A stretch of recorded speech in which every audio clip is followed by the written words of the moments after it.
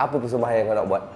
Persembahan kami pasal suami isteri yang nak sambut raya tapi suami dia tak nak minta maaf. Ego. Oh, lakonan? Lakonan, Baiklah. Lakonan, syair dan bersajak. Jangan beritahu. Macam beritahu. Persilakan. Dipersilakan. Selamat berhari raya.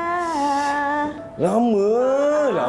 Nak keluar ni, nak raya dengan baju. Apa warna apa ni? Warna maca. Sama trend maca ke apa sekarang ni? Air maca.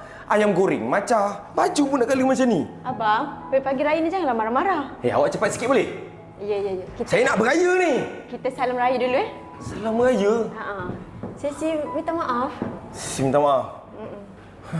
Abang. Abang, Ya. Rina nak minta maaf tau. Tahu pun. Kalau selama ni Rina selalu buat abang sakit hati.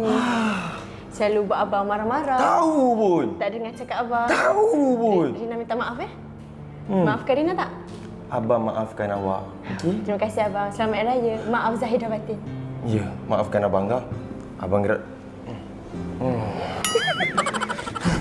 Abang nak gerak dulu ni. Abang tak nak minta maaf ke? Abang mana pernah salah dengan awak. Awak aja banyak salah dengan abang. Abang tak pernah salah. Abang, mana ada manusia yang sempurna kat dunia ni? Abang yang sempurna. Kalau tak sempurna, takkan abang jadi suami awak. Saya nak macam isteri orang lain yang lelaki dia reti minta maaf. Kalau nak jadi macam isteri orang lain, pergi kahwin dengan suami orang tu.